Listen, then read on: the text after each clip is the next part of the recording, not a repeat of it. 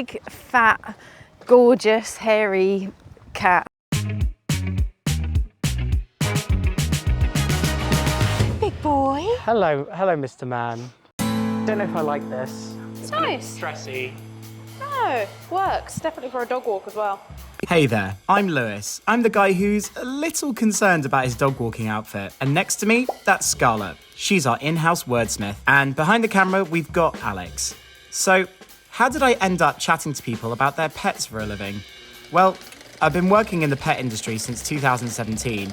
But more importantly, I've always been a bit of a nosy Parker who loves to find out things like exactly why people love their pets so much. So now, myself and the Many Pets team are on a mission to build the ultimate guide to all things pet parent related.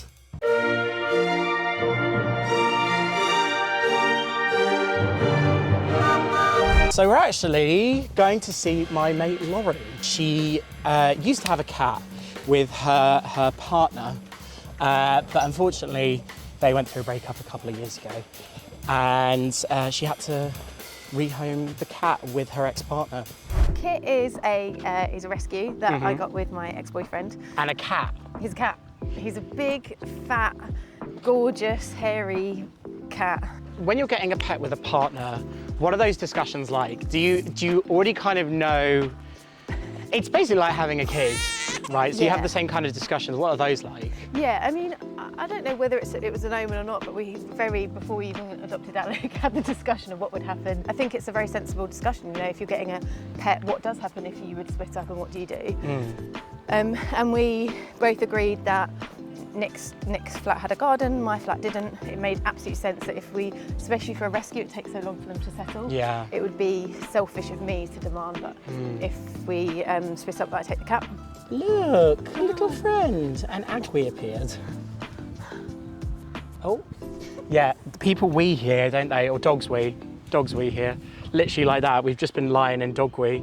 It's really interesting, like a couple of the dogs that I sit for, the owners are split up and they'll cohabit. So sometimes one person will drop off and the other person will pick up.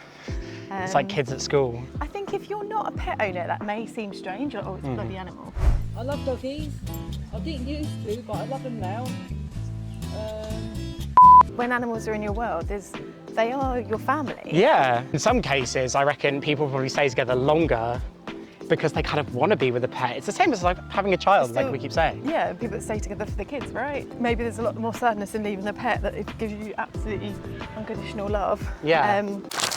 We wanted to check if this was true, so we surveyed a number of UK pet parents who had recently been through a breakup and found that 63.7% of people said that they considered staying together with their ex-partner for the sake of their pet. It's backed up by the fact that 87.4% of people said that they miss their pet more than their partner. How much of a feature was Kit in the actual process of the breakup? We had only had him 5 months when we split, so I felt like, oh, I'm going to miss out on so much. There was definitely loads of, can I have pictures of Kit? Constantly. But eventually knew that, you know, you can't keep talking to someone just for pictures of the cat. The death of Alex, like his anniversary, like we were both like crying about it, because that's the impact that pets have. It's So like, even though you'd like broken up, you were still talking about the pet that you had together and the anniversary of. yeah. If I see a TikTok about a pet dying, I'm gone. I mean, I like, especially when I, like on a Saturday when I've had like a heavy Friday, genuinely I will be in streams of tears. You too? It's sad, isn't it, darling? It is sad. It's very sad. What were like some of the stages of like, almost like, I guess it is like grieving. Absolutely grief, because you're mourning the loss of what you think, how many, 10 years you've got left with the cat. I can sort of imagine like the iPhone pictures memory video being like doo-doo-doo-doo-doo with pictures of Kit like kind of coming across, and he's like, this is the saddest thing of all time. Oh yeah, awful. I mean, I would lay in bed just looking at like videos and pictures of Kit and stuff. It's so tragic, so sad.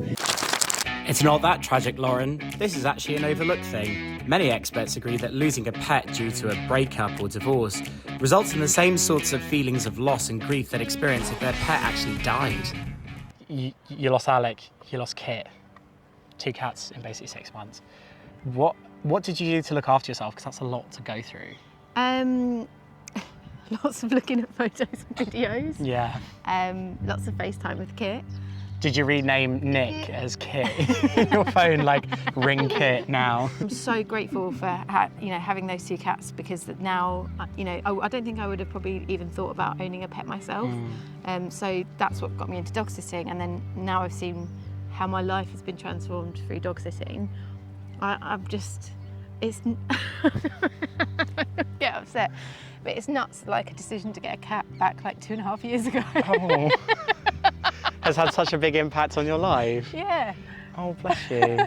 That's really sweet. They change your life. They do. It's amazing. Yeah. Just like the joy that they bring is like, yeah, because all they do is full of love. Pets are part of your world, but they are you are their world. Do we have a tissue?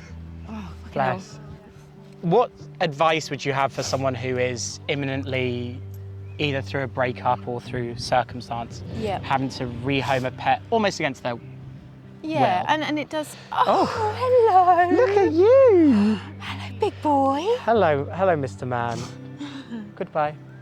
Pet shows about this, right? And I'm sure no one willingly wants to rehome their pet. It's a huge decision, and I'm sure there must come a lot of guilt and emotion around that. Fact. According to data from UK online pet marketplace Pets for Homes, the most commonly cited reason behind giving up a pet for adoption is a change in the status of a relationship. Taking them to places where, I think rescue centres, for example, is absolutely where they should be going. You see stuff on like Facebook Marketplace, Facebook and things like that. I think take them to somewhere where they will be properly cared for, rather than just kind of dumping them out on Facebook or dumping them. Like, that's the worst. I met a Saluki at the weekend who had been rescued, and he was found in a derelict house with no food and water, and it was on death's door. And it's like, actually, as much as it may feel hard taking them to a rescue centre, it is the best place for them, and they can get the right care and get them checked over, and find them their forever home. Despite our best efforts, relationships just don't always work out. The most responsible thing we can do for our pets, our kids really, is to make a plan that will benefit them. Poor nuptial will be trending soon, mark my words. Look. Oh, Margot! Oh, you wanted to play. Hello. Oh, yes. God, you're so soft. Literally the softest dog I've ever seen.